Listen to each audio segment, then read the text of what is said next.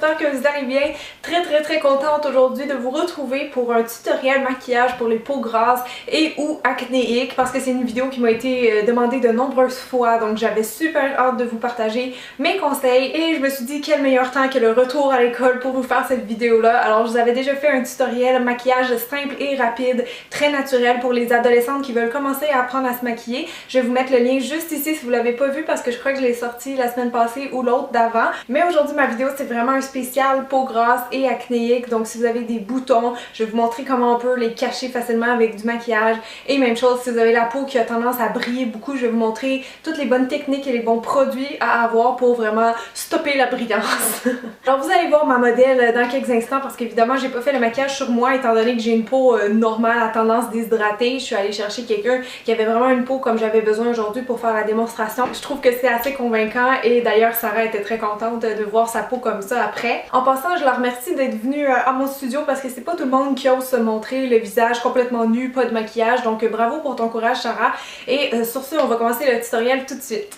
Donc la première étape avant même le maquillage, très important, c'est de commencer le maquillage en fait sur une peau propre, fraîchement lavée idéalement. Moi pour les peaux grasses ou acnéiques, j'aime vraiment beaucoup le gel Clean Hands. En fait c'est pas moi qui l'utilise, c'est mon copain parce qu'il a la peau grasse avec des boutons et à chaque fois qu'il utilise ce nettoyant là, sa peau est vraiment plus mate et vraiment plus belle. Donc si vous en cherchez un bon vraiment pour les peaux qui brillent beaucoup ou qui ont des boutons, vous pouvez essayer celui-là. Mais si par contre vous êtes pressé ou que bon vous avez pas ce produit là sous la main, ce que vous pouvez faire c'est d'utiliser un tonique. Alors la lotion tonifiante ça sert à plusieurs choses, donc si vous n'avez pas le temps de laver votre visage, au moins venez passer un petit peu de tonique avec un coton sur votre visage parce que ça va enlever les restants de maquillage, des petites impuretés qui se retrouvent sur la peau et ça vient aussi rééquilibrer le pH de la peau, donc ça vient le remettre neutre. Et c'est important de faire ça si vous avez la peau grasse parce que parfois ça m'est déjà arrivé de maquiller quelqu'un qui avait une peau grasse puis les produits comme les fonds de teint ils tournaient sur sa peau. C'est le sébum qui peut faire ça apparemment, donc commencez vraiment avec une base propre, comme ça le maquillage va tenir plus longtemps parce que c'est sûr que si vous maquillez directement sur votre peau qui a déjà une petite couche d'huile, ça tiendra pas puis ça va pas faire très beau. Donc vraiment tonique là, c'est un bon conseil que je peux vous donner avant de vous maquiller. Si encore là vous en avez pas chez vous, vous avez peut-être des petites lingettes matifiantes. Moi j'ai celle de Elf ici mais il s'en vend partout en pharmacie. C'est vraiment juste des petites feuilles comme ça qui sont très fines et donc quand vous les pressez sur les ongles qui brisent du visage, vous allez voir le papier va devenir un peu comme imbibé. Donc ça j'aime ça pour les retouches. Si vous n'avez pas le temps de vous remaquiller à l'école, traînez ça, faites juste absorber l'excédent d'huile en cours de journée. Donc pour les peaux grasses, ça c'est vraiment un must-have, je pense que vous le savez déjà sûrement. Donc deuxième étape, c'est sûr que moi, peu importe le type de peau, avant d'aller maquiller une peau, je vais l'hydrater. C'est un réflexe de maquilleuse, moi je trouve que l'hydratation de la peau c'est très important. Je sais qu'il y a des peaux grasses qui pensent que c'est pas nécessaire d'hydrater leur peau, mais en fait oui c'est important d'avoir une crème qui va avoir beaucoup d'eau dedans, pas vraiment une crème lourde avec de l'huile parce que non ça fera pas pour votre type de peau, mais vraiment une bonne crème hydratante qui va aller redonner de l'eau à votre peau, c'est important parce que souvent les soins anti-acné sont desséchants, donc là vous allez avoir vraiment comme des petites peaux mortes qui vont se retrouver sur le visage et si vous maquillez par-dessus ça, ça fera pas beau, ça va pas être naturel. Donc moi je trouve que c'est quand même important d'hydrater sa peau si on a une peau grasse. Il existe des crèmes qui ont un finiment, donc ça paraît vraiment pas que vous avez mis de la crème mais au moins ça va donner le confort à votre peau. Par exemple encore une fois dans Clean Hands, c'est un nouveau produit chez Avène, c'est le Clean Hands Expert. Donc ça travaille les boutons et les points noirs et ça a vraiment un finima, vous allez le voir sur la peau de Sarah de toute façon. Sinon je sais aussi que dans la Roche-Posay il y a le Effaclar M, j'ai jamais testé mais je sais qu'il y a beaucoup de gens qui l'aiment parce qu'il fait vraiment un fini très mat. Donc troisième étape, là on rentre vraiment dans la partie maquillage. Alors premièrement pour votre visage, là vraiment la première étape de votre routine teint, je vous dirais d'utiliser une base pour le visage pour faire durer votre maquillage du teint toute la journée. Parce que si vous avez une peau grasse que vous mettez du fond de teint tout ça, vous allez sûrement remarquer que souvent ça tient pas vraiment jusqu'à la fin de la journée. C'est pas vraiment quelque chose qui va marcher pour les boutons la base, mais vraiment plus un conseil pour les peaux grasses. Vous pouvez mettre un primer avant le fond de teint. Donc ici il y en a une que j'aime beaucoup que je vais utiliser sur Sarah, c'est la Stay Flawless 15 Hour Primer de chez Benefit que j'aime vraiment spécialement juste pour les peaux grasses ou mixtes là, mais spécialement pour les peaux grasses parce qu'elle a un petit effet un peu menthol, on l'applique directement dans le visage et ça fait vraiment comme un aimant à maquillage, donc quand vous mettez le fond de teint par dessus ça aide vraiment à faire tenir toute la journée. Faites attention par contre, la majorité des primers vendus en magasin ils sont avec un peu de silicone dedans parce qu'ils ont un effet lissant. La majorité des primers c'est vraiment ça, mais si vous avez la peau grasse, évitez parce que ça se peut que ça ait trop d'huile, que ça vous donne des boutons ou que tout simplement ça fasse pas tenir le maquillage comme faut sur vous. Donc vraiment peau grasse, essayez celui-là. Et si jamais vous avez les pores dilatés, puisque c'est souvent relié avec ce type de peau-là, vous pouvez essayer le Porefessional. Ils disent que c'est un baume qui réduit l'apparence des pores, donc évidemment c'est pas un soin, c'est vraiment du maquillage, mais ça marche là, c'est tellement fou. Vous en mettez un petit peu sur les zones à problème, là, vraiment ce que les pores brillent puis sont dilatés, et ça fait tellement beau, c'est un beau petit fini soyeux aussi. Donc essayez-la si vous la connaissez pas encore, c'est vraiment un produit qui change la vie, je vous le dis. Ensuite, pour ce qui est du fond de teint, ma préférence personnelle, ça va être d'utiliser un fond de teint liquide avec une couvrance légère.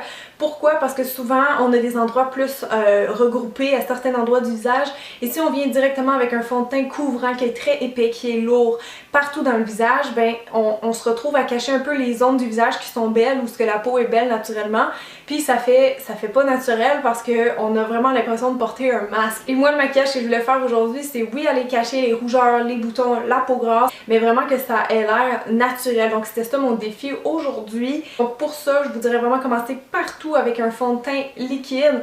Donc moi aujourd'hui j'ai utilisé le visage et corps de chez MAC parce que c'est un de mes all-time favorites, mais vous pouvez utiliser celui que vous voulez. Et pour l'appliquer, très important, je suis venue avec une éponge comme ça. C'est des éponges qu'on peut utiliser mouillées, donc ça fait encore plus naturel à l'application.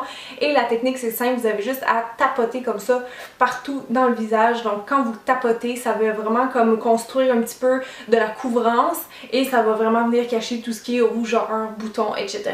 Donc si vous n'avez pas ça, vous pouvez utiliser vos doigts, votre pinceau, mais honnêtement pour les peaux acnéiques, je trouve que c'est le meilleur outil parce que ça fait une couvrance, mais encore une fois avec un fini très naturel. Donc vous allez voir que même si mon fond de teint MAC est très léger, ça vient quand même juste unifier son teint puis commencer à cacher un petit peu les boutons. Puis une fois que c'est fait, évidemment là les boutons sont pas encore toutes cachés, il y a des petites rougeurs aussi autour du nez que je veux venir enlever. Là c'est le temps d'utiliser un correcteur ou un fond de teint qui est plus épais. Moi sur Sarah j'ai utilisé le correcteur en bâton comme ça de Studio Makeup.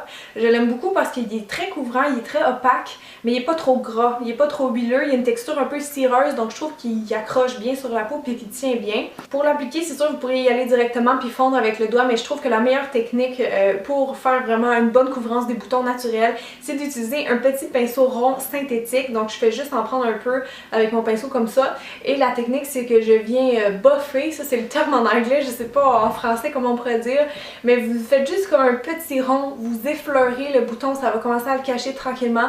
Sinon vous pouvez essayer de tapoter comme je dis pour monter un petit peu la couvrance, mais vraiment la technique là d'effleurer, ce qui arrive avec ça c'est que ça va pas faire de démarcation avec le reste du fond de teint. Donc oui, j'ai tout simplement passé ce correcteur là avec mon petit pinceau rond partout où il y avait des boutons, et je trouve que ça cachait vraiment suffisamment. En fait la seule chose qu'on peut pas cacher avec le maquillage c'est l'effet 3D. Ça va toujours rester malheureusement, mais tout ce qui est vraiment la rougeur du bouton, ça on peut vraiment venir le neutraliser puis le cacher avec du maquillage. Donc là on est rendu à la dernière étape, évidemment son teint est bien unifié, on est venu cacher les boutons. La dernière chose qui manque évidemment c'est de poudrer, un pour fixer tout ça mais aussi pour aller matifier la peau, parce que si vous avez la peau grasse ben ça brille beaucoup, surtout que j'ai utilisé un fond de teint liquide, alors il faut aller vraiment fixer ça en place.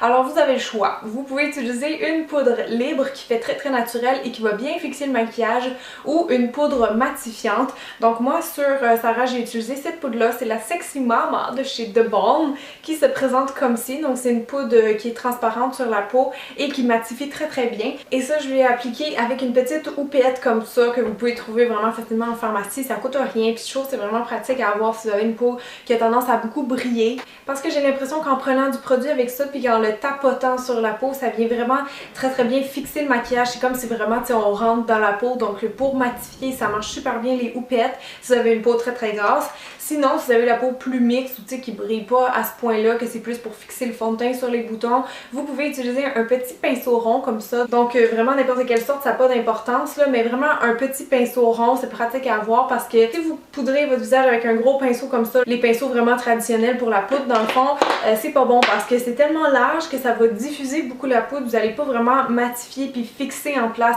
Donc ça vous prend absolument un petit pinceau comme ça pour vraiment aller tapoter chaque zone qui brille, et je vous jure que votre maquillage va tenir tellement plus longtemps si vous utilisez ça que les gros pinceaux traditionnels comme ça. Pour terminer son maquillage, j'ai vaporisé un petit peu de ça, c'est l'eau de beauté de Caudalie. Normalement j'utilise le Fix Plus de MAC là, pour venir fixer le maquillage, mais je trouve qu'il y a un effet un petit peu lumineux, donc je me suis dit que j'allais essayer celle-là sur elle, juste juste pour absorber, tu sais, si on a trop poudré, que ça fasse plus naturel, vous pouvez terminer avec un fixatif de maquillage.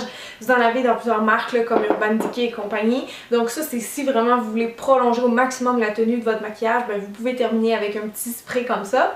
Mais sinon, c'est tout. C'est vraiment toutes les étapes que je fais, que je ferais sur une peau grasse et ou acnéique. Donc je vous ai vraiment montré tous mes produits de prédilection et c'est quoi vraiment ma technique de maquilleuse pour aller faire un teint parfait à quelqu'un qui a une peau avec des imperfections un petit peu.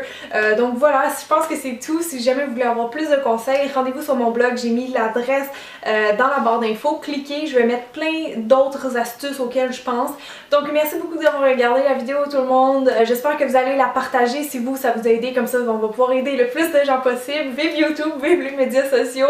C'est important de partager vraiment si vous avez apprécié mon travail. Et donc merci beaucoup pour votre temps. Passez une super bonne journée. Je vous aime gros gros gros. Puis on se dit à très bientôt. Bye tout le monde! J'ai faim. Vous avez juste...